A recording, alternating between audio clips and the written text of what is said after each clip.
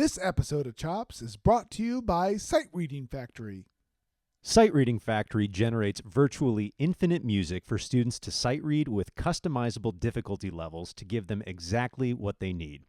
Sheet music is generated on the spot for your ensemble, and individual parts with correct transpositions are sent to students' devices. Sight reading with an ensemble has never been easier. Okay, Jack, what if it created a rhythm and cut time?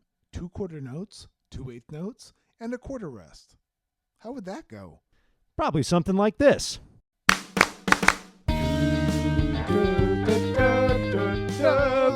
Hello, everyone. I'm Steve Peterson. And I'm Jack Hinkle. Welcome to Chops Podcast, where we talk about knowing your students, knowing your content, and knowing your teaching. Jack, how are you doing today? Oh, I am doing fantastic on this snowy Thursday. How you doing? I'm good. This has been a great week. Yeah, we've had 5 days. So far. So far. Well, we'll Sorry, see. don't speak too soon. It is snowing out here now, but it's actually been a really good week. It has been a good week. Good week of teaching, good week of studenting. And a good week of contenting. Good week of contenting. It's been fun. And you know what, Steve? The week's getting better right now. Oh, it is, because it's a guest day. Guest day! Woo! We have special guests today, and we have 2 friends of the Concord Band and the Concord Music Department, and we have representatives from Music Travel Company. And Music Travel, MTC, is one of the premier music travel corporations in our country, and we're going to be able to talk with them about students and music and travel and community.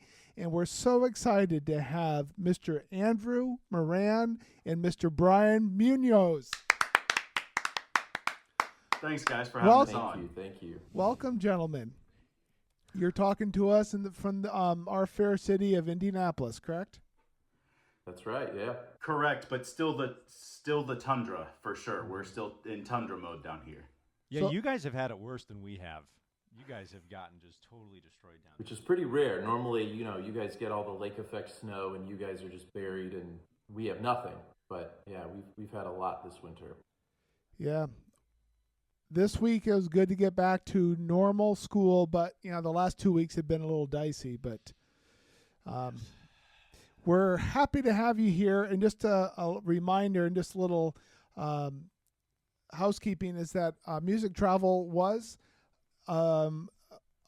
they were available to purchase or give us money for new microphones, and the microphones that we're talking on now are through the generosity of your corporation. So thank you very much. It's something that we've enjoyed as we continue to figure out how to grow and be better communicators. So I think it would be a great time, but maybe we'll start with Andrew. Tell us a little about your story. How did you and music travel come to be? Just a little flashback. Yeah, absolutely. So I'll try to make it short, but it honestly goes all the way back to high school. I was a traveler on a music travel trip. The gentleman who owns the company stood in my band room at Moran Central High School, and told me about a trip to Italy. And my family, we did the fundraising and we did, all the meetings and stuff, just like we still do today. And that trip changed my life, right? It's the first time I'd ever been out of the country. And it was such a positive experience. I was later on the staff of Warren Central High School, kind of through college, just helping out when the band program then went to Hawaii. And so on that trip, I was in a little bit of a different role. And the gentleman asked me to, kind of gave me a couple chores. Hey, will you take this group from here to here?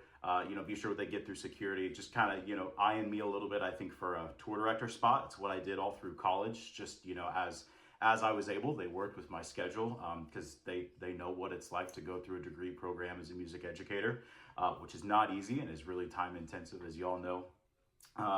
But then, I did my student teaching, got out, and, that was when, we had some conversations about like, hey, you could do this for a living, and you could go and meet all of these incredible people and take all these students just like you to all these incredible places. And so ultimately that's what I decided to do. So I joined the company full time in 2014. It's been a good road so far. So really, really fortunate to be here and talking with you all today. Thanks for having me on. Absolutely. And so just your upbringing though was in music education. So at one point you were thinking of maybe being a band director? Yeah, absolutely. So I got my, I started really not knowing what I wanted to do. I spent a semester at Purdue University finding out that big boy engineering is nothing like high school project lead the way engineering. You know, the fluid dynamics, the fluid dynamics at 6 a.m. really solidified that. So I pretty quickly looked at getting out and loved the saxophone professor down at University of Indianapolis, Harry Miedema. So, chatted with him. And worked with him and the administration there to kind of get back in at UIndy, and then I got my degree program there. Student taught out at Avon High School, and then also Hamilton Southeastern Middle School. Was on the staff of Avon High School all the way up until 2021, and that's when kind of things just got so busy at MTC that really had to give that up. But I missed that teaching part of me. I missed that teaching part of it. It's really, really important. And so now I get to see it and scratch that itch in different ways by going out on the road and seeing groups travel and seeing these students experience the trips the same way that I did many moons ago when I had more hair. Yeah, but the hair is just kind of descended now. Now it's a full beard. It has, yeah. The first time I went, I love him dear. I actually graduated with him at Warren Central. He owns a barbershop now, and the first time I went to him, I was like, look, dude, I know how this ends, right? And it's not well, so I just need you to tell me when to cut it.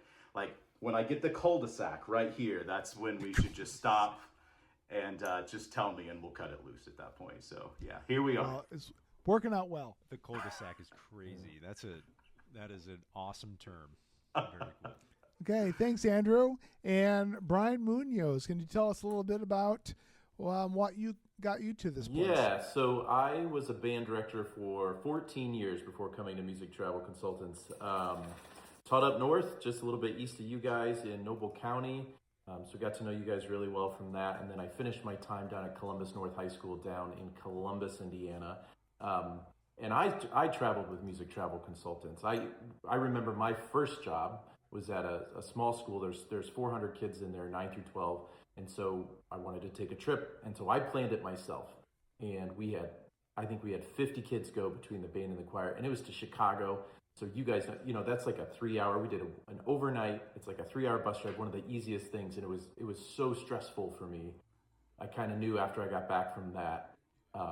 Okay, here's what I'll tell you, is we went to see Blue Man Group, and I had an extra ticket, and I just felt guilty, and this bus company that I had hired, I offered it to the bus driver, and it was great until he started heckling Blue Man Group from his seat, and I'm like bright red, I'm like sinking in my seat, and so I get back, and I'm like, well, never doing that again. I need somebody else to vet these companies. It was like I'll never forget that moment. So I went to East Noble High School, bigger school, just a lot more going on. And so that's how I came to meet Music Travel Consultants. And then I started tour directing for them. I'm sure we'll get into tour directing in a little bit, but I started tour directing for them on my breaks during spring break and Christmas break. And they just started saying, hey, you could do this when you're ready, when you're done with the teaching thing. And in 2019, it just kind of felt like the right time to transition away from teaching in the classroom full time. And I've been with Music Travel. Oh, I'm sorry. In 2019, I went to Columbus North. In 2023 is when I was ready to make that transition out. So I've been with Music Travel now for just over 3 years, and I still have all my hair.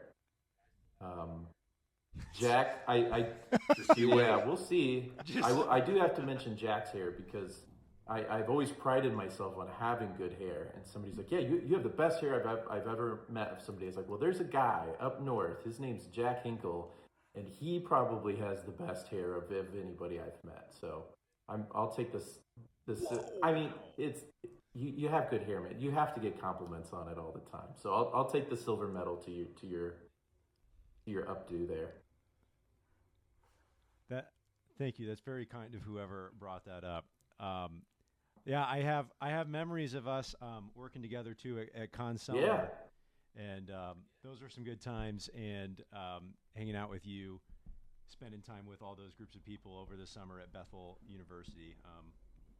And I'm sure some hair comments started flying around during that time as well. Yeah, the legend grew, I'm sure, when we were at Con Summer Institute. Yeah. There you go. There was somebody that rolled up on one of the socials and referred to his hair as a fake mohawk. Okay, like the faux hawk. Is that what it's called? Is that what they call it? Yeah. Yeah, we do have a couple occasional trolls on TikTok, and that was one of them. But it brings us so much joy to go and look at those, because that is just a good time. So perfect. Well, thank you both for sharing a little bit of your backstory and like where you came to be now. So listeners of this podcast, we kind of talked beforehand, are teachers, but are also like business people, and you guys have like the perfect mold of both of those things. So I'd be interested to hear like how MTC does like have some overlap with teaching and some of the systems or types of things that kind of fall into that category that you are not that far away from teaching, that what you do at MTC. So could you guys kind of speak to that side of it? Yeah, Brian. Okay, yeah. I think, well, first of all, a lot of our company is made up of former band directors, choir directors, orchestra directors. So we kind of have that teaching mentality. And I think part of being adjacent to the education field is making sure you're supporting what's going on in the classroom. And so we work really hard to make sure that when we're designing trips for groups and programs, that it's enhancing what's happening in the classroom, that it's tying into what's going on in the classroom. And so we're very student-centric, very student-minded on a lot of things because of that. Yeah, I would just, kind of add to that. A lot of what we do and how we do it is shaped by, our own backgrounds in music education. We know that these trips, they are fun, but, they are first and foremost, they're work trips for students, right? They're learning, they're educational, and, we really take seriously those conversations that we're having during the formative processes of, all right, we know you want to travel, where do you want to go, and what do you want the students to experience? So we really try to view it through that lens from day one.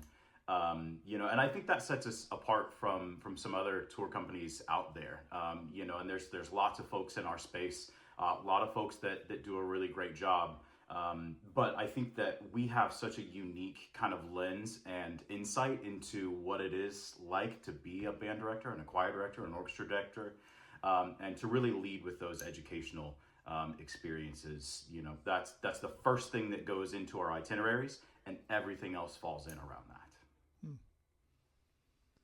Sounds like a simple but very powerful, statement to fall in that line. So thanks for sharing that.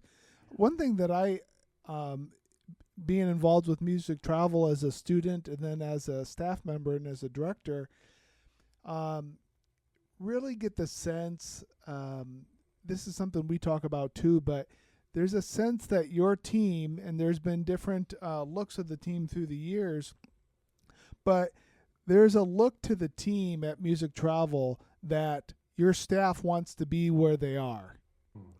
And whether that would be in a meeting in our Performing Arts Center, reaching out to parents and to staff and setting up the parameters of a trip, whether it would be talking, in a quick response email about following up about logistics in a trip in 6 months. But then most importantly, when we're on the road with music travel consultant staff, whether that would be a band director or a former band director, and that sense of fun, I guess more than fun, but just enjoyment or of appreciation of what this is, and that it is a student trip to give the student. It's a trip designed to give the students an incredible memory. Like both of you were charged with that early on, but it is it's very pro kid, and the enjoyment level across the corporation is evident, which I think is a good thing, obviously. Yeah, we hope so. You know, it's not necessarily the world's easiest job. You know, there's a lot of traveling to it. You find yourself away from home a lot. The beautiful Hampton Inn in Nowheresville, Iowa. Been there a lot. And so you just find yourself away. You're working not only with clients across the country in different time zones, but you're working with destinations around the world. And so if you don't love what you do, and it calls for you to be on a lot, on long after hours, when most people would be considered off. Like if you don't really, really love what you do, it's going to be a struggle. And so, when we come out to those meetings and we're meeting with you guys as staff or as students, and we're prepping everyone to talk about, what's going to happen, that is genuinely us at our most excited, because we are getting to show off what we've been working towards for, in some cases over 18 months. A lot of people, I think, view travel companies through the lens of a product, right? We're buying a product, we're buying a package, and that is so not what music travel is.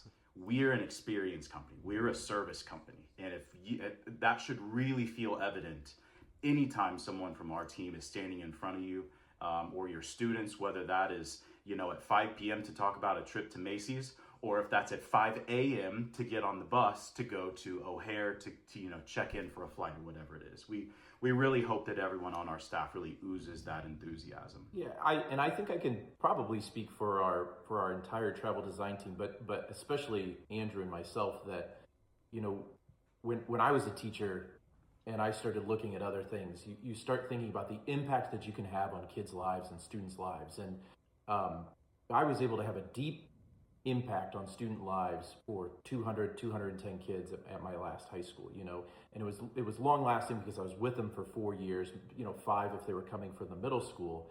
But in this job, we can have an impact on tens of thousands of lives of students in 1 year. And then the next year we get a whole new batch of 20,000 students that we get to impact their lives. And they're not going to remember our names like they remember your guys' names from the classrooms, but we're still able to connect with those kids and a large amount of kids in such a short time. And I know that really energizes us in the office about what can we do to change kids' lives in a positive way. Well, and that is so great to hear that it's so kid-centric. I think that's something that like Steve alluded to this, that you guys just do so well, is that everything is curated with the kids' eyes as the vision point. And I could speak to this too as a student that traveled with music travel, but also as a director of a band going on these trips. It's hard to find a moment in the itinerary, but also in the actual experience of it that's not curated. It's like, I think that's something that you guys do so well, is that every minute of the day is meaningful. And that's not to say that every minute's completely planned out, because there is some like free time, Sure. From time to time. But it's like wherever the kid is, they're going to be having that sort of positive experience. Yeah. And not only that part that they're experiencing, but all of the stuff behind the scenes they will never see, which is clearly just as curated, And I know that that's something that you guys do very well, is just to make sure that everything for the kid is going to be really smooth. And that's been evident on Yeah, these trips. I would say one of our biggest complaints we get from parents on the trip is that they were like, man, we're exhausted. We're tired. And the kids are tired at the end of the trip too. And we're thinking, okay, then we did a great job, because that means when they went to those hotel rooms, they crashed. And those teachers had no discipline problems the entire trip, because we were, like you said, we're trying to figure out what are they doing during this time to keep it moving. So it kind of brings a smile to my face when you say every moment's curated, because I'm thinking about those parents that aren't used to traveling with student groups, and man, they're pretty worn out. And you're like, oh, you think Right? we're tired, Yeah. right? Yeah. Yeah. Yeah, I think about that as a teacher, like that, talking about like making every moment count, that's certainly talked about in education circles, but also, the idea that you're going on a trip. I remember, Max Jones used to be a connoisseur of traveling with music travel. But the idea is like, we didn't rent these buses and these hotels and pay these big down payments to sleep 10, 12 hours a night in a hotel. You know, it's to take advantage of the landscape that you're in at the time and really maximizing that. And I think that was something, I'm sure a lot of other band programs are in line with that, but the idea that you make every second count, and when you're at the end of a rehearsal and you have 5 minutes, you learn to do something engaging, try and take care of those 5 minutes. And when you're with traveling a group across the country and you're down to a 2-hour time slot at the end of the day, you carve it into something meaningful, whether it be a meal or some kind of procedure or a new site. Or that's interesting to me to hear about that, how you guys are sitting back there at the desk, you know, and just working on that. That's interesting. That sounds very interesting. Yeah, one of our travel designers there for the longest time, whenever he was asked to let's say the group wanted to go to New Orleans, you know, he's putting on jazz music. He's putting on music that like just tries to immerse him in whatever that destination is. And that's how, you know, he kind of channels that creativity, sitting, you know, at his cube or wherever it might be, you know, at that Hampton Inn in Nowheresville, Iowa, you know, he's writing proposals. That's, you know, kind of how he channels it. But, you know, that's really how we try to view it. I mean, from the moment that we're able to, you know, get up and out in the morning until we're able to get back to the hotel in the evening, just trying to immerse students in that destination. You can, you know, most trips to New York are, you know, 3-4 days, even, you know, some of our longer trips that are, you know, overseas to London, you know, UK, Italy, those are 10 to 14.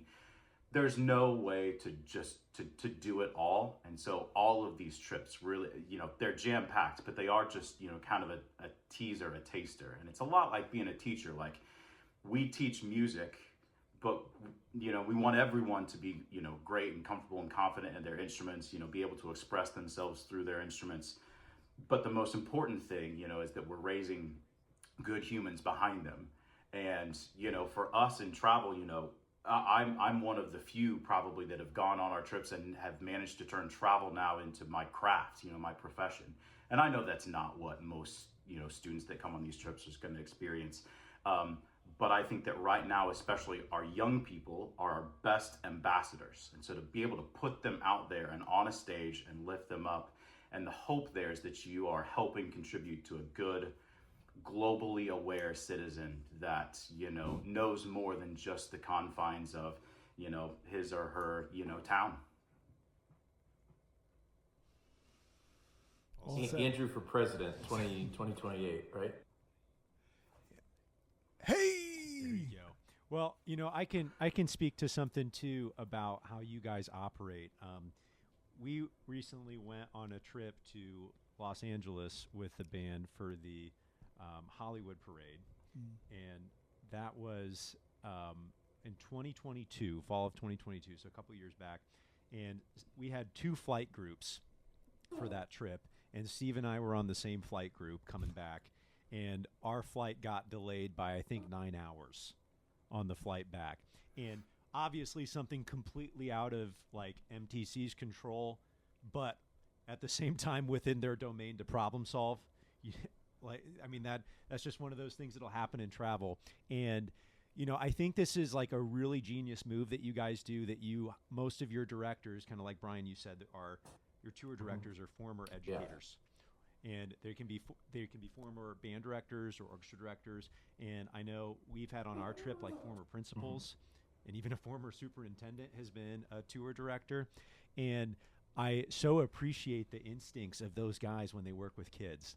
And I have a vivid memory of sitting in that in LAX when we found out there was a delay. And of course, kids with nothing to do for 8 hours is just about as awesome as it sounds. Dangerous.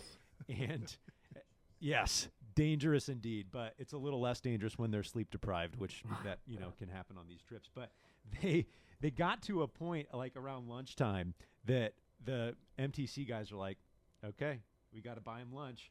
And so the tour directors just went to like a KFC in the terminal and brought back, I want to say like 50 sandwiches, 50 bags of fries, which problem solve, 1, great. But 2, we got some kids in, we got some teachers in, and they're kind of leading the charge and just like assembly lining the food, like kind of how you would imagine like Dr. Tim would like make that happen, right? Yes. And it was kind of a beautiful sight to see.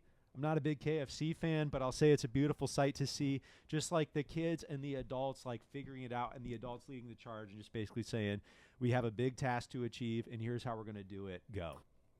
And that was like, that's something that, you know, you don't necessarily foresee happening, but you kind of have to have a plan in your pocket to be able to pull that off. And I'm sure the kids don't really think that was a big deal or like remember that very much, but you know, you got to feed the kids on these trips. And, you know, we didn't have our planned lunch back at whatever airport we were supposed to. But I just remember that being a moment of like, okay. Yeah, we're in good shape. Yeah, they're taking care of us. Yeah. So thank you for all you guys do to make sure that your people that you're working with have these kinds of things in their pocket. Yeah, I would say that if you asked our owners what the secret sauce is for our company, it's those tour directors and making sure we're plugging in tour directors that are going to be on the road, that, you know, their primary responsibility is just to make sure that everything we promised you happens.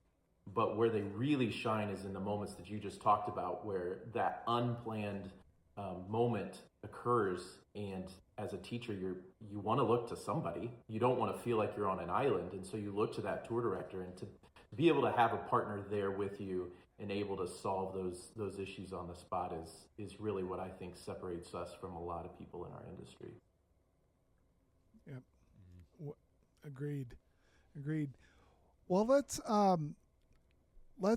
change gears just a little bit, and let's talk a little bit about music travel and Concord and some of the past events, but then also what's coming up and maybe your outlook on that. And I'll just jump in the pool for a little bit. When I was 10 or 11 years old, I went to Hawaii with the Concord Marching Minutemen Band because my two older brothers were in the band and our family went.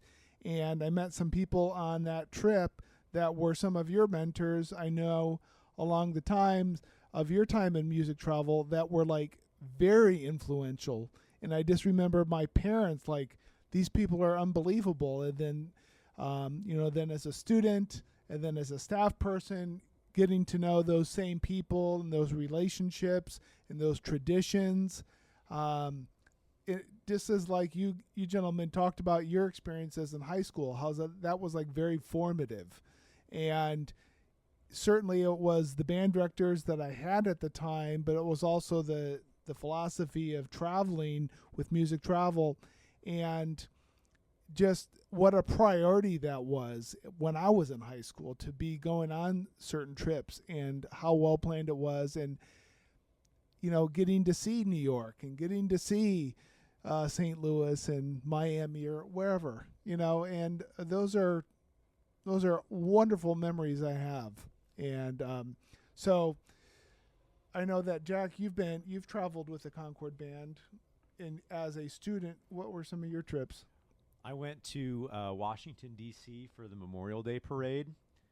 Biggest memory on that was how hot it was for that parade. Do you remember that? Oh, it was ridiculous. It was ridiculous. But it was fun. It was fun. That was a really cool trip, and that was probably the one time I got to go to D.C. to see like all the things. I think I'd been to D.C. before, but again, it's like if you go with a family, like only your family, you're really limited to what you have time to do, and things tend to be more expensive when you're with your family. But when you're with the large group, it's so curated for you that you get to do the things you should do in DC, and you have the time that you're doing it. And seeing some of those things as a high schooler, some of those like meaningful museums was really cool. And then marching in that parade with a bunch of different bands, even though it was like 105 degrees, was pretty cool. I vividly remember that our marching uniform undershirts were gray that year, and they were definitely black by the time we were done with the parade.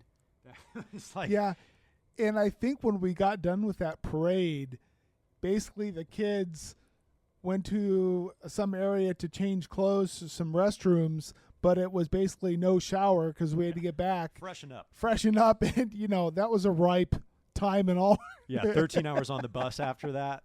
But good memories, though. Good I mean, like memories. wonderful memories of marching down, in Washington D.C. And my senior year, they announced they were going to Macy's. So I was in the crowd, and I was like, "Oh wait, we're going." Oh, I won't be in high school for that. So now I feel like I'm about to get my revenge tour this coming year, going to Macy's. So I'm curious, like what? I mean, obviously you guys have done that and been there, and you plan it. So what's that looking like for us? What's that looking like for you? I'll let Andrew take this. He is the Macy's Thanksgiving Day Parade expert in our company. Yeah, so obviously Macy's is one of the most incredible performing opportunities that a group of that type has, right? Any marching band aspires ultimately to be able to perform in some event like that. And so Macy's, it's always been incredible. It remains incredible. I don't know if you guys have mentioned it on another podcast before, but next year I think it's Concord turns 100, right? And then it is Macy's 100th parade. And so that's such a cool tie-in that, when you look at the history of Macy's, and honestly, I can't imagine that there's another band, truthfully, that has performed in Macy's as much as Concord has. Wow. What are we up to now? I think it's this is number 8, right? This is number 8. Yeah, that's just remarkable. So, on average, a little under, once a decade, once every 12, 15 years, you guys are in it. That's just remarkable. But no, Macy's is great, right? The city is great. And especially that time of year, kind of as everything is kind of kicking into holiday mode, New York City is magical. It really is. You've got the tree that's going up. You've got, Radio City Christmas Spectacular. All of the Broadway shows are running, they're just running on every cylinder. It's such a good experience. And, there are a lot of different ways that you can do that trip to make it palatable to any type of group. Some want to stay in the city. Some want to stay in New Jersey so they can stay a little bit longer and do a little bit more. Some fly in, some drive in, but man, like no matter where you are in the country, honestly, no matter where you are in the world, if you're a performing group that is a marching band, you want to be in Macy's. It's always been a great performance opportunity, and it really probably always will be. Wonderful. I hear the warm up and the TV rehearsal for that is like at some ungodly hour. Could be. Yeah, so that's not the greatest. No, they've changed it around a little bit. It honestly always used to be that really early, dark 30 call time on Thursday. But now they are spacing out the rehearsals a little bit more during the week. So there are Monday night rehearsals, there's some Tuesday night rehearsals. Wednesday is off as they prepare. There are some rehearsals on Wednesday, but I think they're mostly for the Broadway shows. And then just a few last minute rehearsals on Thursday morning, and then the gig. But those rehearsals are important, and they are intense, and they are short. You get a couple times to do your run in, and that's honestly the most stressful part of all of it. You got to hit show center, and if you don't, they'll send you back, and you got one more chance to do it.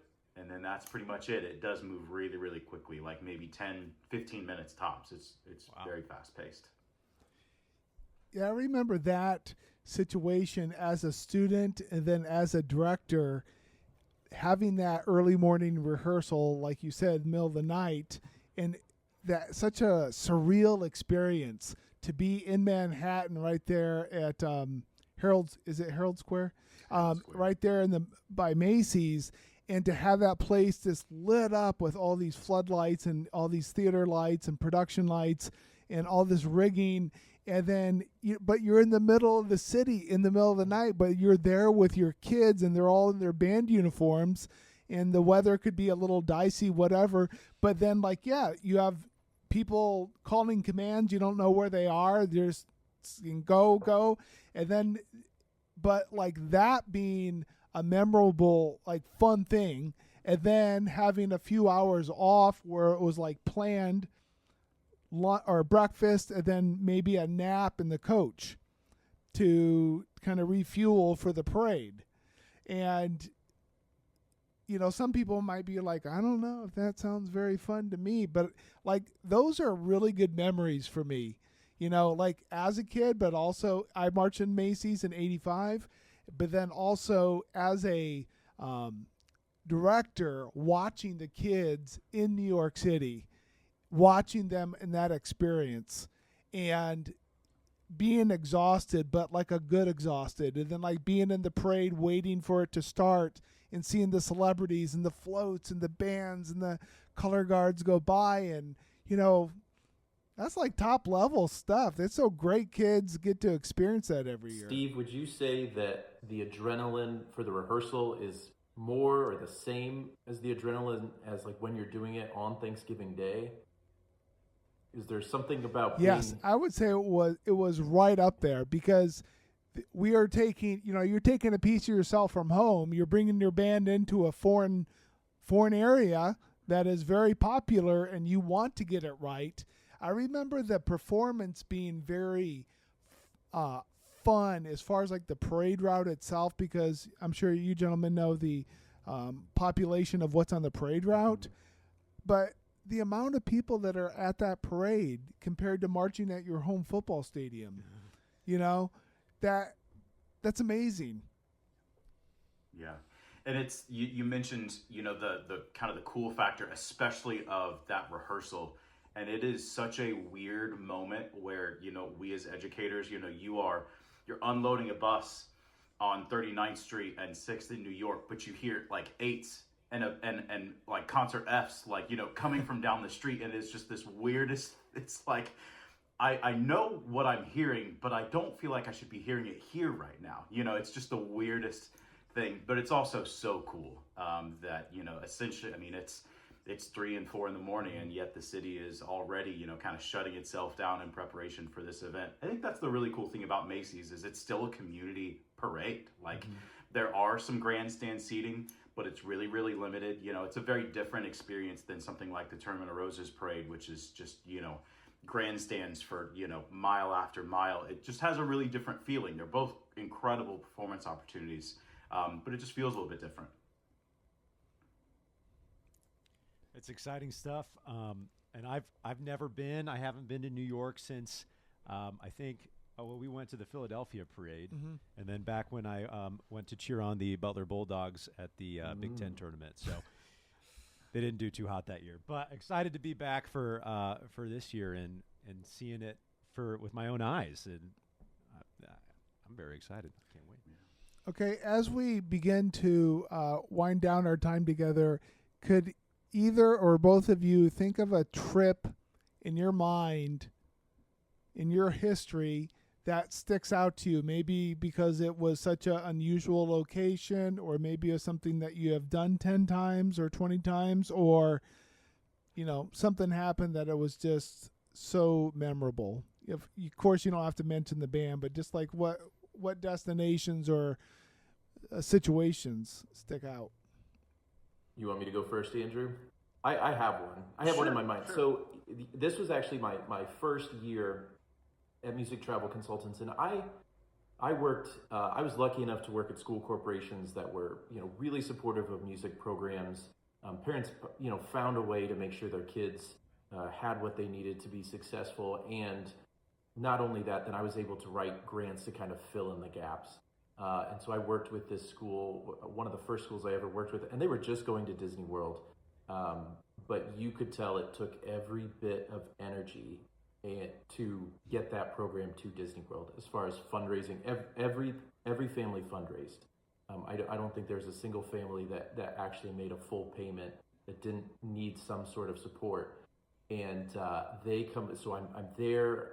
They're one of my first groups I've ever put on the road. So I'm there in Magic Kingdom, Main Street USA, watching them, and those horns are some of the most beat up horns. I mean, like I never had to deal with that. I never had to deal with beat up horns like that, because I was just able to get grant money, and their uniforms were, had seen their better days in the 90s.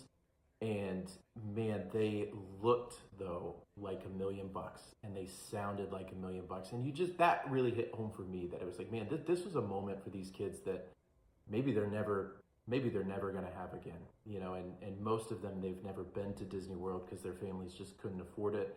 And this way they could afford it because they did fundraising, and they just sent the one kid. And that just really struck home for me that, we are, like Andrew said earlier, just expanding people's viewpoints. Even if it's just going to a vacation spot, you're still really expanding their world. And so that sticks out at me. I'll remember that day forever. That's wonderful. I could imagine the joy that you felt like being in that moment. That's good. Thank you. What about you, Andrew? Yeah, so I for sure have one, and it takes a little bit of a different tack than Bryan's. At this point, I was with the company full time, and I was a tour director out there on a trip that I had designed. This is a client from the Northeast, from the Baltimore, Maryland area, and it was one of those where they'd never used a travel planner before, right? Early on in the planning process, it's like, this is more expensive than we could do it if I was just planning it, on my own as a band director for my program, help me, understand the value and so on and so forth. And it ended up being a really, really great relationship. But we are down there in Orlando, and we are loading up the bus, and I get the text that nobody wants. Your flight home has been canceled due to ice in Baltimore. And that, like the students are literally on, and we're just getting the last of the bags, loaded. And so, pull the gentleman aside, let him know what's going on. We pull the chaperones off, and we kind of come up with a quick game plan to buy us a little bit of time while we figure out, what our options are. And, so we let the students go over to Disney Springs and get their food. It was about lunchtime anyway, and we were going to call them back to the resort by dinner. By dinner, we were going to have a game plan. And, while I was on the phone with, airlines and the office and so on and so forth, I later come to find out that the parents are, trying to figure out, well, how do we cobble together the money, if we need to stay here tonight, or if we need to feed the students tonight, so on and so forth. And so, as I then am working with the director and hearing, him and how he's worried about it, I kind of get to say, you don't have to worry about any of that. This is our responsibility. This is where we step in, and we get to take care of you as if you're our own students, and, it ended up being a really good story. We were able to get, a plane repositioned, and the weather broke just enough. They were able to open one of the runways in Baltimore so we could get them home really late that night, admittedly really, really late, but home nonetheless. But the alternative there was JetBlue was telling us we would get out in spurts of like 4 or 5 or 6 people over the course of the next week. Oh, so my. We were in a position where we were, setting ourselves up to potentially have to house almost 100 students for multiple extra days. There in Orlando, they brought, money for what they thought was a 4 or 5 day trip. Now they may be there for 10. So we're preparing meal plans on the fly. You can't just ask students to sit in their hotel rooms or play in the arcade or be in the pool for 5 days straight. So we were prepared to, if it was required, to even get them into the parks, to go back in, because you just can't have idle kids. But that was a moment for me where, we hear a lot in the office about this philosophy of, do the right thing when you're when you're in that moment, you're on the road, when you're delayed by 9 hours at LAX and all you see is a KFC. Doing the right thing is going to KFC and taking care of everyone, and it looked different for me in that situation and what we were able to do. But that director, for the experience that he had, and for all of his worries leading up to it, then really understood the value of having a travel planner that looks out for you as a client, that takes the care of you and your students just as seriously as we would our own if we were still in the classroom. And so that to me was a really, really, I remember it like it was yesterday, because we got to live that mission, and I saw it play out in real time in front of my eyes, and hear a client say, you know what, we will always go with MTC. And that was a great feeling. What a great story and what a great message and comfort you could be for the people on that trip. That's great. Well done. Thank you. That's so fascinating. I'm like thinking of that as without like MTC or without the travel company, just like how terrifying that would be. Like there's nothing in the playbook. There's like next to nothing in the playbook. Yeah, unfortunately, they have a neighboring school that they always plan it on their own, and this almost the exact same thing happened to them the year before, and that situation, because they didn't have a travel planner, they were literally trying to cobble together funds as it was going on, to kind of house and feed kids. Their situation didn't last that long. But ultimately they didn't have, kind of that strength of a travel company behind them, to help them out in that situation. So it was, it could have certainly played out a lot differently for sure. And it was, I think that's a really good story to end on. Yeah. Very good story to end on. So before we sign off on this one, is there anything you guys want to plug, either like social media or things coming up from MTC that people should be in the know about?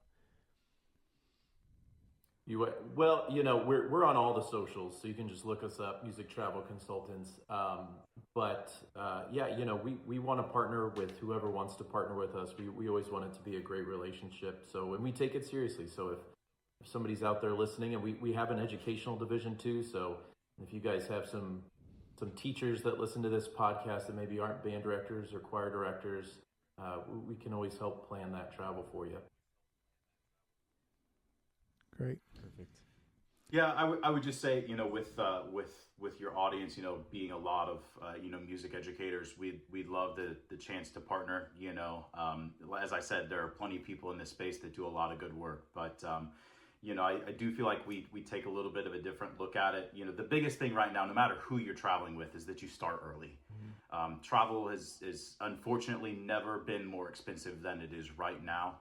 And so because that is true, you really have to get started, earlier and earlier and earlier. So if you are kind of in that mindset of, all right, we're due to travel in 2027, whether that's spring or whether that's, later in the fall. And honestly, like if you're thinking international for 2028, especially if it's the first time you've ever gone international, I know it seems early because it is, but it's the right time to start thinking about it right now because it's early.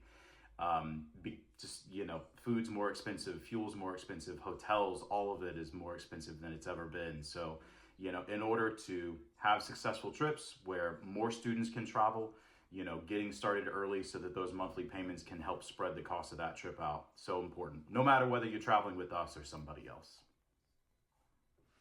Thank you for the advice. I hope our listeners hear that, and hope you all on podcast listeners have enjoyed this episode. And I know I certainly enjoyed meeting with Bryan and with Andrew. So thank you, gentlemen, for taking the time from your workday to be with us. We appreciate it. As always, to our listeners, please hit subscribe and like.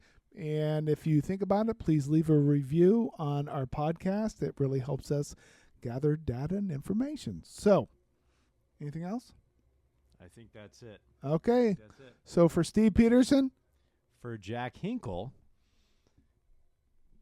for Bryan Munoz, for Bryan Munoz. Moran. Yeah. I didn't know. Sorry, I blew it. well, from all four of us, thanks for watching. see you next one. Bye-bye.